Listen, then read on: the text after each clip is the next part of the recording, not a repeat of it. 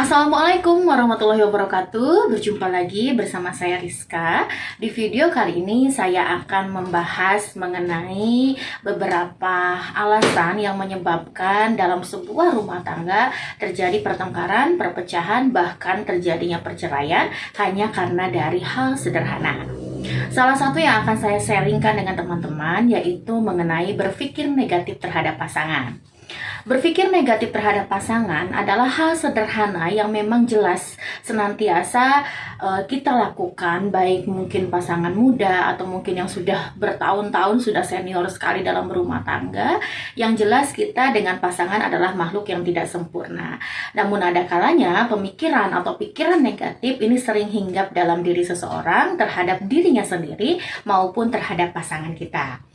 Yang tadi, kerap pikiran-pikiran negatif ini bisa menjadikan diri kita ataupun pasangan kita mengalami konflik berkepanjangan.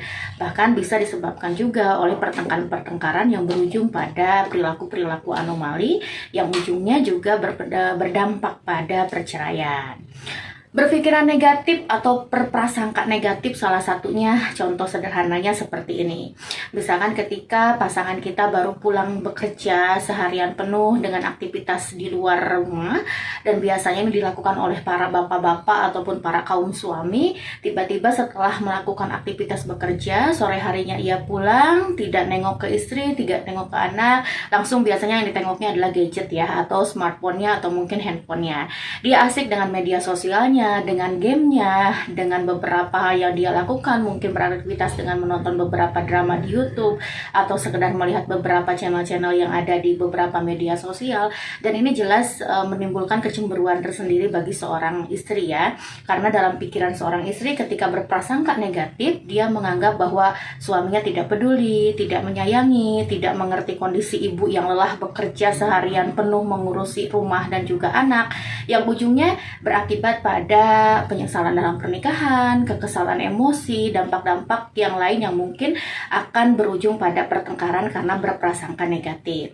Nah, andai kalau kita mau memperbaiki semuanya dari titik awal dengan berprasangka positif, semuanya akan menjadi lebih baik lagi dan lebih normal atau lebih sehat.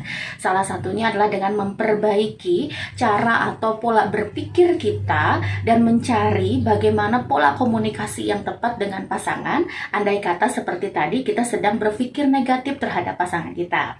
Salah satu contohnya misalkan seperti tadi, suami pulang dia langsung main gadget, kemudian kita bertanya dulu dengan pemikiran positif terhadap diri kita sendiri.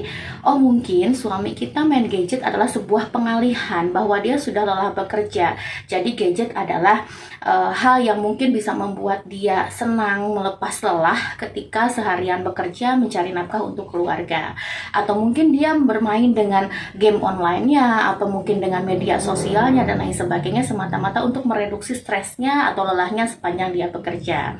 Namun, jika ibu masih punya unek-unek yang ingin disampaikan, contohnya, tapi aku juga kan seorang istri pengen dimengerti, misalkan ya, pengen juga suami tahu bahwa aku lelah mengurusi anak, mengurusi pekerjaan rumah, dan lain sebagainya. Apalagi ibu yang punya karir juga yang sama di luar rumah, ketika pulang ingin mendapatkan perhatian, kasih sayang, dan lain sebagainya. Ibu bisa melakukan pola komunikasi yang tepat dengan pasangan. Salah satunya ketika tadi suamimu sedang aktif dengan gadgetnya, ibu bisa langsung memberikan pola komunikasi yang tepat. Contohnya, Pak, kebetulan aku juga capek, kamu juga capek, gimana kalau misalkan sekarang kita bersama-sama melakukan aktivitas, karena di rumah pekerjaannya juga numpuk, kamu juga seharian lelah bekerja, saya juga seharian lelah bekerja, yuk kita bersama-sama melakukan ini supaya ada kerjasama di rumah, saling aktif bekerja, saling memberikan support atau motivasi satu sama lain, jadi merasa ibu juga diperhatikan. Atau mungkin sekedar hal-hal yang ingin disampaikan melalui keluh kesahnya ibu terhadap pasangan. Salah satunya adalah ketika ibu meminta supaya perhatiannya lebih terhadap ibu dengan cara seperti tadi ya, boleh nggak Pak gadgetnya disimpan dulu mungkin sekitar 1 atau 2 jam, saya butuh untuk bicara. Atau mungkin kita makan bersama yuk dengan anak-anak atau melakukan aktivitas bersama agar terjalinnya quality time antara ibu, suami, dan juga keluarga. Itu sangat boleh dilakukan ya. Jadi antara ibu dengan suami, kalau pola komunikasinya tepat dan berprasangka positif, pasti hasilnya juga positif. Kebanyakan survei di lapangan memang terjadinya pertengkaran ini memang disebabkan oleh hal-hal yang sangat sederhana. Salah satunya dari tadi, yaitu ketika kita berpikir negatif, maka hasilnya pun akan negatif. Tapi kalau kita berpikirnya positif, maka segala sesuatu bisa diselesaikan dengan pola komunikasi yang baik. Semoga bermanfaat. Assalamualaikum warahmatullahi wabarakatuh.